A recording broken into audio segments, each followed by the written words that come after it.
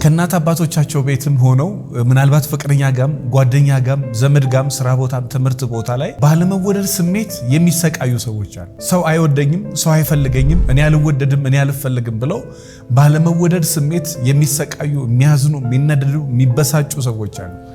ሰው ቢወደን ራሱ የሚወደን አይመስልንም። ሰው እኛም ብሎ ቢመጣ ራሱ እኛን ወዶ የመጣ እስከማይመስልን ድረስ ያለመወደድ ስሜት ይመጣል። ይሄ ከየትም ይመጣ ነው። ለቤቱ እናስባለን ስንል በምክንያት ነው። እነዚህን የመሰሉ ጥራታቸውን የጠበቁ ዘመናዊ ኢምፖርት የተደረጉ ሶፋዎች፣ ዳይኒንግ ቴብሎች እንዲሁም ለአይን የሚማርኩ አልጋዎችን ከ5 ዓመት ዋስትና ጋር አቅርበንሎታል። ዋጋውስ ብትሉ ሶፋ 100 ሺህ ብር፣ አልጋ 50 ሺህ ብር፣ ዳይኒንግ ቴብል ከ55 ሺህ ብር ጀምሮ ያገኛሉ። መልሕቅን ብለው ከመጡ ደግሞ ልዩ ቅናሽ የሚያገኙ ይሆናል። አድራሻችን ጉርድ ሾላ ከቴሌው ፊት ለፊት በድሮ መብራት መክፈያ ትንሽ ገባ ብሎ፣ ቁጥር 2 ደግሞ ፊጋ መሲ ህንፃ ሳይደርስ ራስ ጋርመንት ፊት ለፊት ያገኙናል። ለበለጠ መረጃ ስልካችን 0909 30 3700 ይደውሉ። ስለ ትዳሬ መማከር አሊያም ስልጠና ፈልጋለሁ ምትሉ ካላችሁ ወደ መልሕቅ ጎራ በሉ። ዘወትር ማክሰኞ ከ12 ሰዓት እስከ 2 ሰዓት ነፃ ስልጠና አለ። ያገባችሁም ያላገባችሁም ራሳችሁ ላይ መስራት ከፈለጋችሁ ይሄ ስልጠና እንዳያመልጣችሁ የትዳር ሐኪም መጽሐፍን ገዝታችሁ አንብቡ። የሚገርም ለውጥ ታዩበታላችሁ። ምናልባት እንግዲህ እንደምታውቁት በልጅነትም ይሁን በእናት በአባት በመልክ ሊሆን ይችላል፣ ፈገግታ ሊሆን ይችላል፣ በፀጉር ሊሆን ይችላል፣ አባትን መምሰል እናትን በመምሰል ወንድ በመሆን ሴት በመሆን ሊሆን ይችላል። እናት አባት ቤት ከልጅነት ጀምሮ በጣም ይወደዱ አሉ። በጣም ደግሞ እናት አባት እናት ሆና እንግዲህ አንዷ ልጅ ትንሽ ጣል የምታደርግበት ቤት ይሄ ሁላችንም ያደግንበት ስለሆነ እናውቀዋለን። አንዳንድ ቤት ላይ ወንዶች ይወደዳሉ፣ አንዳንድ ቤት ሴት ይወደዳል። አንዳንዷ ቤት ያቺ ልጅ ትወደዳለች፣ አንዳንዷ ቤት ደግሞ ያኛው ልጅ ይወደዳል። አንዳንድ ቤት አንዱ ገሸሽ የመዳረግ ጣል የመደረግ የመናቅ አይነት ነገር አለ። በልጅነት የተናቀው በልጅነት ፍቅር ያላደገው የሆነ ትራማ ይሆንና ካደገ በኋላ ሰው ቢወደው ራሱ የሚወደው አይመስለው። ትንሽ የሆነ ሰው ኮስተር ካለበት መረበሽ መጨነቅ ይጀምራል። ትንሽ የሆነ ሰው ፊት ካዞርባት መጨነቅ መረበሽ ማዘን ትጀምራለች። እንግዲህ ሰው ከፈለገ መውደድ ከፈለገ መጥላት መብቱ ነው። በተለይ ካደግክ በኋላ በልጅነት በጣም ሲበዛ እናት አባት ልጆቻቸውን አይምሯቸው እንዳይጎዳ ከልጅነት ሁሉንም እኩል አድርጎ የመውደድ እኔ የማቃት አካለ ጎዶሎ ሴት ነበረችና አይምሯ ጥሩ ነው፣ ምኗ ጥሩ ነው፣ አካሏ ግን የተወሰነ ነገር አለ። ይሄ እንግዲህ እሷ ያመጣችው አይደለም፣ ተፈጥሮ ነው። ስቃዩን በልታ ነው ያደገችው። ስቃዩን እንዳጋጣሚ ሆኖ እግዚአብሔር ነገር ሆኖ ከ20 ነው ከ21 ዓመት በኋላ ያቺ ሴት ድናለች። ከ21 ዓመት በኋላ ወይ ነው ከ22 ዓመት በኋላ ያቺ ሴት ድና ከ7 ነው ከ8 ዓመት በኋላ ደግሞ አሁን ወደ 30 ገደማ ይሁን 30 ቤት አይ ዶንት ኖ ሚሊዮነር ናት። ከቤቱ ገንዘብ አላት የምትባል ሴት እሷ ናት። በዘሩ ማንም የሌለውን ትልቅ ታሪክ የሰራች ያላት እሷ ናት።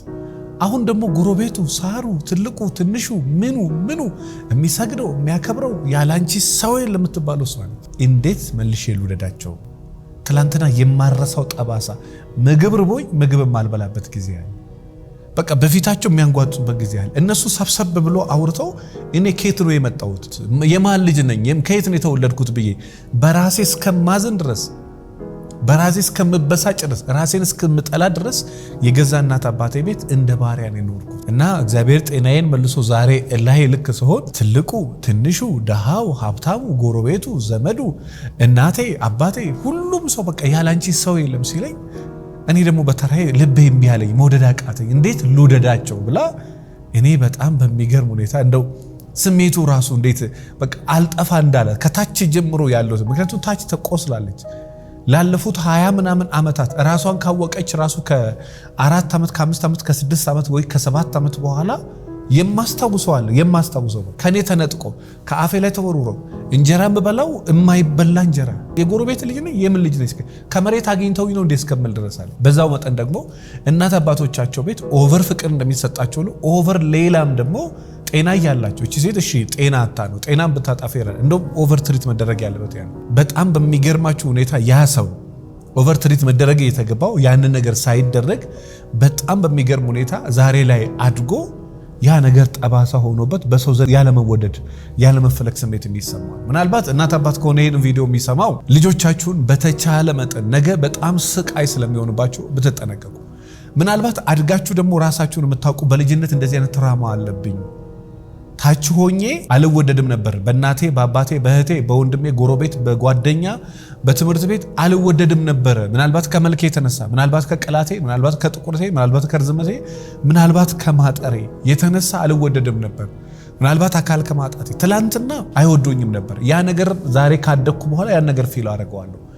ዛሬ ግን አንተ ራስን ያለ መውደድ ስሜት ነው የሚሰማው። ትላንት ሰዎች አንተን አለመውደድ ባለማወቅ፣ ዛሬ ግን ያ ስሜት እንዲሰማ የሚያደርገው አንተ ራስን ባለመውደድ ነው። ራስን የምትወድ ከሆነ ሰው ቢወድህም ባይወድህም ከሚጠላ ቢወድህ ይሻላል። ሰው ከሚጠላ ቢወድህ ይሻላል። የሰው ፍቅርን የመሰለ እዚህ ምድር ላይ የለም። ቢወድ ምን ይጨምርላል?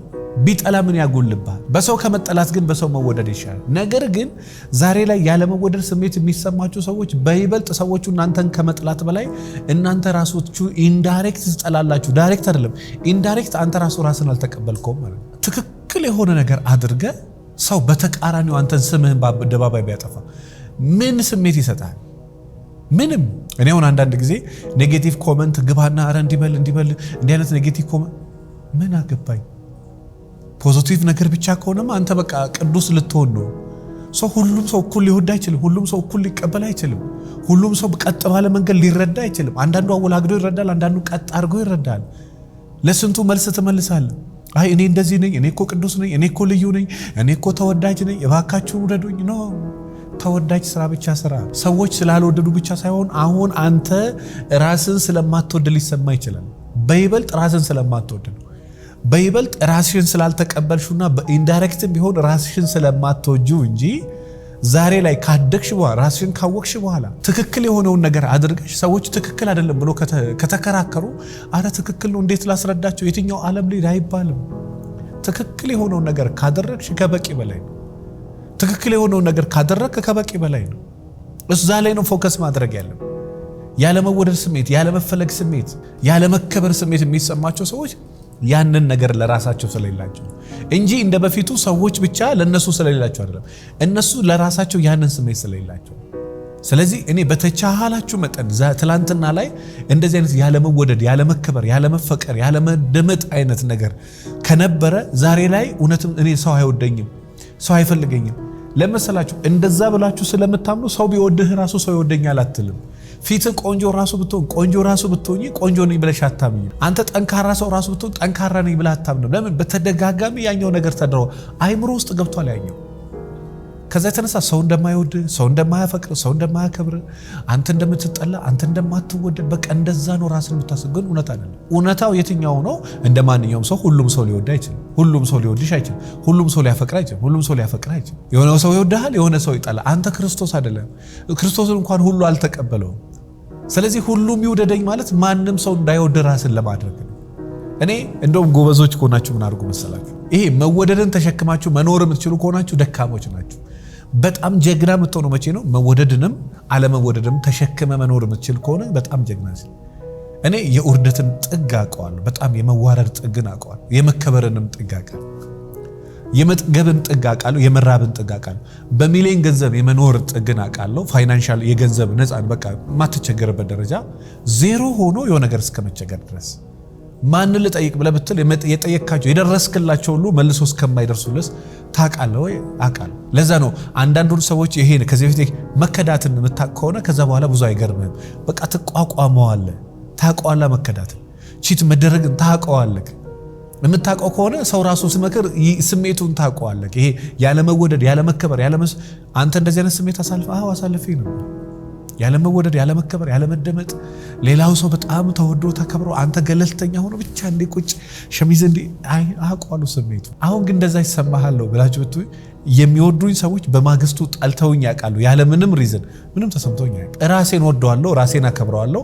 እግዚአብሔር ብቻ አይጥላኝ ብዬ ስለማስብ ሰዎቹ ለምን ጠሉኝ እኮ ያሳስባል። ነገርም በዛ ደረጃ እንቅልፋተ ሰው አይወደኝም፣ ሰው አይቀበለኝም፣ ሰው አያፈቅረኝ፣ እኔ ተወዳጅ አይደለም፣ እኔ ተመራጭ አይደለም፣ እኔ ተፈቃሪ አይደለም። ኖ አንተ ራስን ስለማትወደው፣ ራስን ስለማታከብር፣ ራስን ስለማታፈቅረው የሆነ ሰው ቢያፈቅርህ የሚስት ክብር ራሱ አይታየም፣ ብታከብር ራሱ አይታየም። ለምን? ራስን አታከብረው፣ ራስን አትወደው። ራስሽን ብትወጂ ሰው መውደድ ትችላለሽ፣ በሰው መወደድ ትችላለሽ። ሰው መውደድ ትችላለህ፣ በሰው መወደድ ትችላለህ። አንተ የሆነን ሰው ብትወድ በሰው መወደድም ትችላለህ፣ መውደድም ትችላለህ። ዞሮ ነጥቤ ምንድነው? በጣም ብዙ ሺህ ሴቶች፣ በጣም ብዙ ሚሊዮን ወንዶች፣ በጣም ብዙ ሚሊዮን ሰዎች ያለ መወደድ ስሜት ያጠቃቸዋል። ያለ መከበር ስሜት ያጠቃቸዋል። ያለ መፈለግ ስሜት ያጠቃቸዋል። የማትፈለገው በሰዎቹ ሪዝን ነው፣ በአንተ ሪዝን ነው። የማትፈለጊው በሰዎቹ ነው፣ በአንቺ ሪዝን ነው። የማትወደጂው በሰዎቹ ምክንያት ነው፣ በአንቺ ምክንያት ነው። የማትወጂው ትራማ ነው ወይስ ምንድን ነው? ከታች ጀምሮ እንግዲህ ህመሞቻችሁን ከታች ንቀሉ። ፒንክለር ከማዋጥ ራስ መታት ሁሌ ፒንክለር ከምትውጥ ለምንድን ነው ራሴን ያመመኝ? ቁጭ ብለህ እስኪ አጥነው። ለምን ትላንትና ፀሐይ ላይ ነበር፣ ስትረስ ነበር፣ ስልክ ነበር፣ ሶሻል ሚዲያ ነበር፣ በቂ እንቅልፍ አለ፣ ምን ነበር? አጥናው። ከዛ በኋላ በሽታን ከስር ንቀለው። ያለ መወደድ ስሜት የሚሰማኝ ከምን የተነሳ ነው? እውነት ሰው ሳይወዳኝ ቀርቶ ነው? እውነት ሰው ሳይፈልገኝ ቀርቶ ነው? እውነት ተወዳጅ ሳልሆን ቀርቼ ነው? ወይስ ራሴን ስለማ? ቁጭ ብለህ ጻፈውና የእውነት እውነቴን ነው ማለት ትገረማለህ። ትገረሚያለሽ። የእውነት ለካ እኔ ተወዳጅ ሰው ካልወደዱኝ ሰዋት አልወደዱኝም፣ በቃ አልወደዱኝም። የሚወዱሽ ደግሞ ሺህ ሰዎች አሉ። ባልና ሚስት፣ አማቾችሽ፣ ቤተሰብ ሁሉም ላይ ወድሽ ይችላል። አንዱ አባት ከወደደሽ ከበቂ በላይ ነው። አንዷ እናት ከወደደሽ ከበቂ፣ አንዷ እህት ከወደደሽ ከበቂ በላይ ነው። የሚስቴ ቤተሰቦች አይወዱኝም፣ እንኳን አልወደዱ ምን አይተው ይውደዱ። አንዱ ሰው ከዛ መካከል ከወደደ በቂ ነው። እሱን በትክክል ያዝ። በቃ ሁሉም ሰው እንዲወደድ እንጠብቃለን። መስሪያ ቤት እኔን አይወዱኝም። ለምንድን ነው የማይወዱሽ? ስራ በትክክል ስለማትሰሪ፣ ራስሽን አፕዴት ስለማታረጊ፣ አለባበስሽ ጥሩ ስላልሆነ፣ አነጋገርሽ ጥሩ ስላልሆነ፣ ፊትሽ ጥሩ ስላልሆነ፣ ለምን አጥኚ። አልወደድም ብቻ ሳይሆን ለምንድን ነው ተወዳጅ ሰው መሆን ትችላለህ። በቃ ሰው ሁሉ በቃ እሱ ከሌለ እስከምትባል፣ እሷ ከሌለች እስከምትባይ የምትገርም ሴት ነው። ባለቤት ለምንድን ነው የማይወድሽ? ምናልባት ተወዳጅ አይደለሽም። ተናጋሪ ነሽ፣ ተቆጪ ነሽ፣ ተሳዳቢ፣ እልህኛ ነሽ፣ ኃይለኛ ነሽ፣ ትህትና የለሽም፣ አትታዘዥም ይሆናል። ሞክሪው። ሚስታት ለምን ነው አትወደ? ምናልባት አትንከባከባትም፣ በሴክስ አታስደስታ፣ አታዳምጣትም፣ አታከብራትም፣ ምትልን አትሰማም፣ ስጦታ አትሰጣትም፣ አፕሪሺየት አታረጋትም። ምናልባት ለዛ ይሆናል ማትወደደው።